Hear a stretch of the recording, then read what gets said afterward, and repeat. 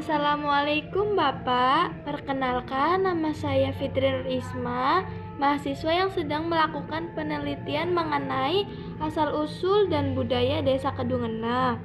Apakah Bapak bersedia saya wawancarai hari ini? Waalaikumsalam. Silakan Mak Isma. Dengan senang hati saya akan berbagi cerita tentang desa kita ini. Terima kasih banyak Bapak. Sebelumnya saya boleh tahu sejak kapan Bapak tinggal di Desa Kedungenang ini? Saya sudah tinggal di desa ini sejak lahir.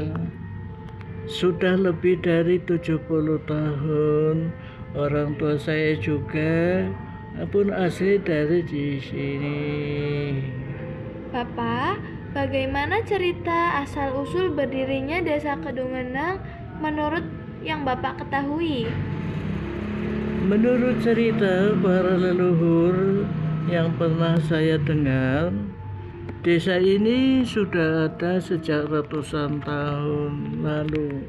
Konon, desa ini didirikan oleh seorang tokoh yang dihormati yang pertama kali membuka lahan dan menetap di wilayah ini sama keluarganya. Dari situlah kemudian berkembang menjadi sebuah perkampungan. Apakah Bapak tahu asal-usul nama Kedungenang ini sendiri dari mana?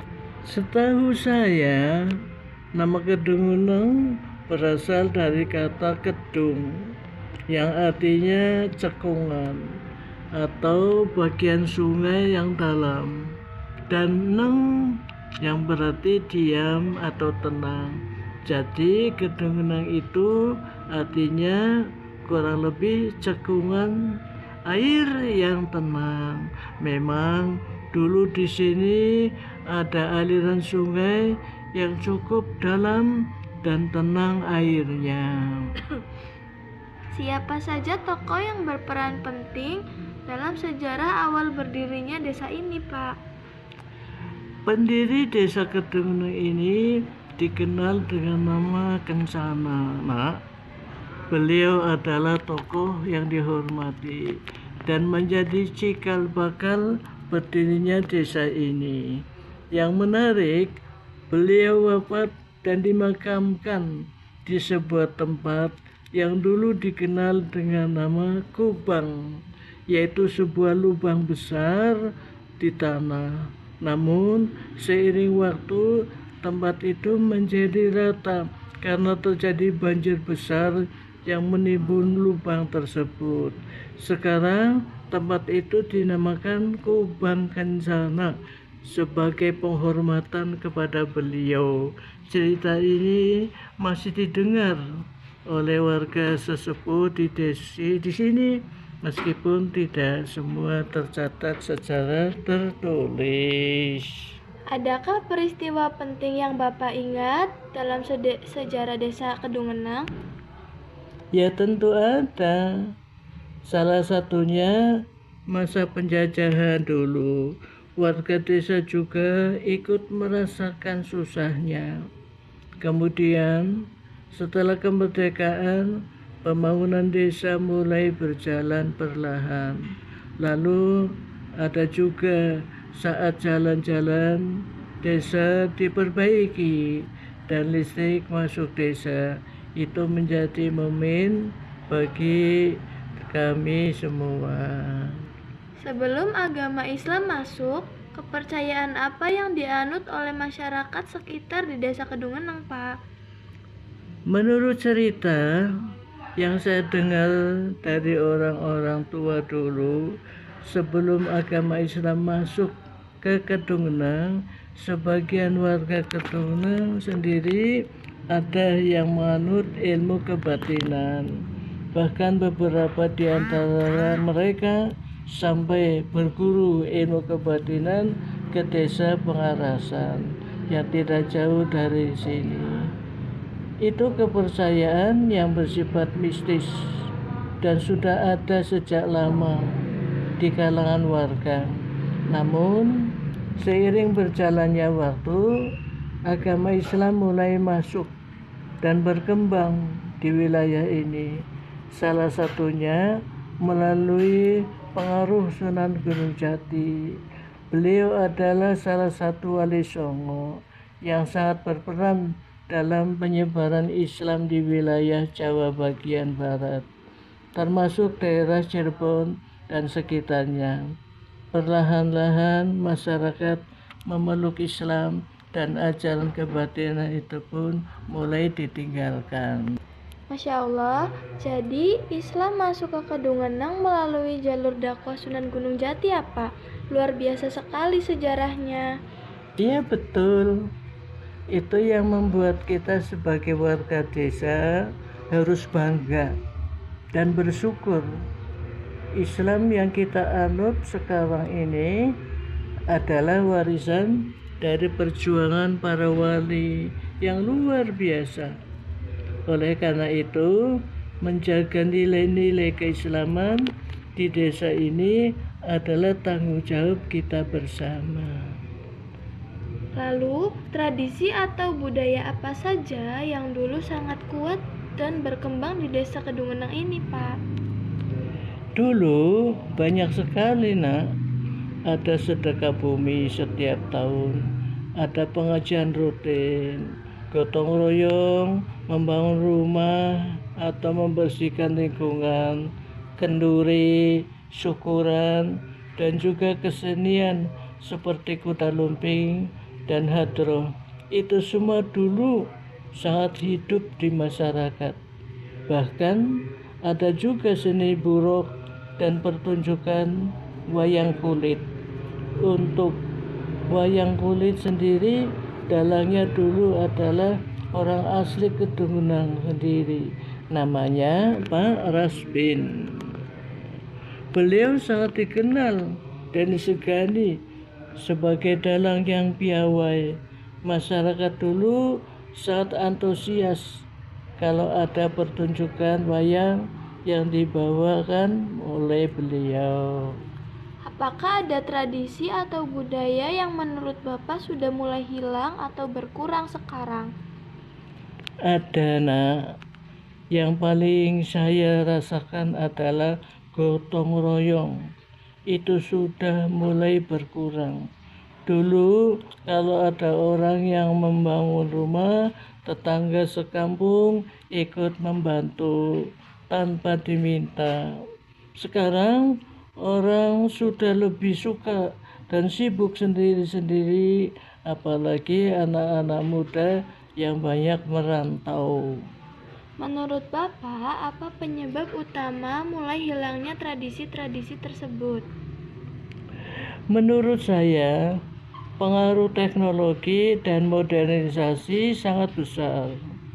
Anak-anak sekarang lebih banyak pegang handphone daripada ikut kegiatan desa. Selain itu, banyak yang pergi merantau ke kota sehingga desa kehilangan generasi mudanya. Apakah ada pesan atau harapan Bapak untuk generasi muda desa Kedungenang agar budaya dan tradisi ini tetap lestari? Harapan saya, anak-anak muda jangan sampai melupakan akar budaya mereka. Boleh maju, boleh modern, tapi tetap harus ingat dari mana asalnya. Budaya desa kita ini adalah warisan leluhur yang harus dijaga dan diteruskan. Terima kasih banyak Bapak atas waktu dan informasi yang sangat berharga ini. Semoga Bapak selalu diberikan kesehatan dan umur yang panjang. Sama-sama, Nak Isma. Semoga penelitian lancar dan bermanfaat bagi desa kita. Assalamualaikum Ibu, nama saya Fitri Isma. Saya sedang meneliti asal-usul desa Kedungenang. Apakah Ibu berkenan? Waalaikumsalam, tentu boleh Nak. Silakan duduk dulu. Apa yang ingin ditanyakan, monggo. Terima kasih Ibu. Boleh saya tahu peran Ibu di desa ini seperti apa? Saya sudah lama aktif di kegiatan PKK dan juga ikut mengurus pengajian ibu-ibu di desa ini. Jadi saya lumayan tahu tentang kegiatan sosial dan budaya warga di sini. Menurut Ibu, tradisi atau budaya apa yang hingga saat ini masih aktif dilaksanakan oleh warga desa Kedungenang? Alhamdulillah masih ada beberapa yang bertahan. Pengajian rutin ibu-ibu masih berjalan setiap minggu.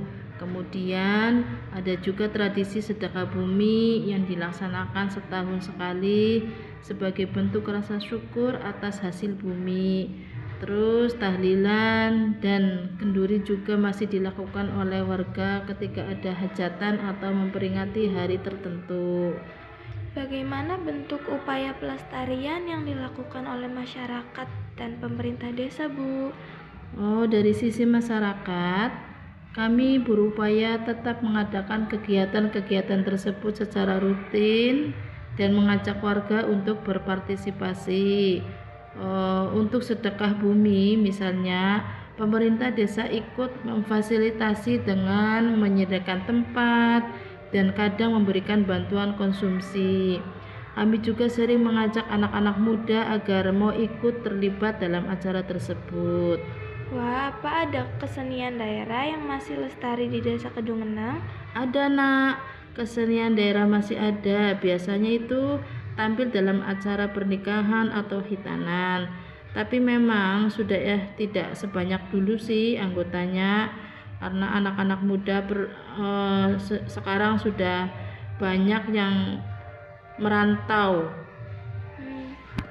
Ibu, apakah di desa Kedungenang ada tradisi atau kegiatan khusus yang dilakukan selama bulan Ramadan? Tentu ada nak. Salah satu yang paling ditunggu-tunggu di desa kita adalah kegiatan kuliah subuh. Setiap bulan Ramadan, setelah sholat subuh berjamaah di masjid diadakan ceramah atau kuliah subuh yang terbuka untuk umum.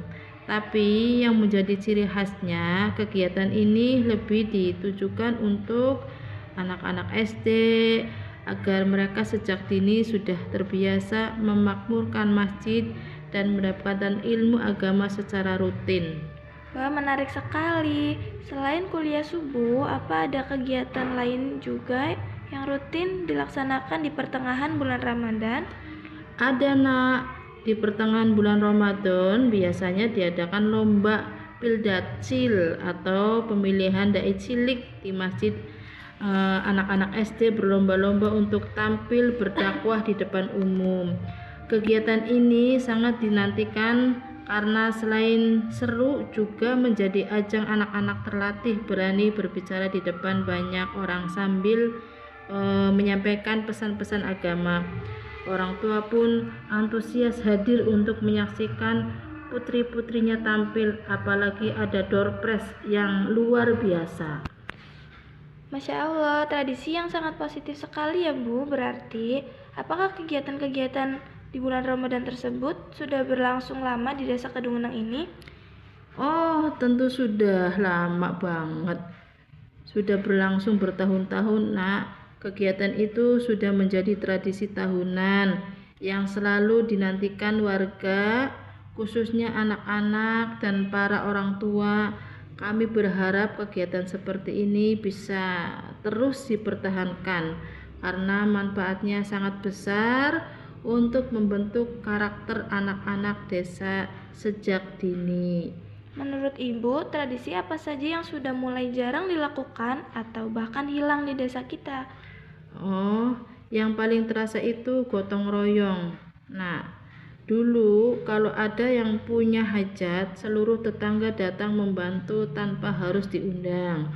Sekarang orang-orang lebih memilih nyawer uang saja daripada ikut membantu langsung.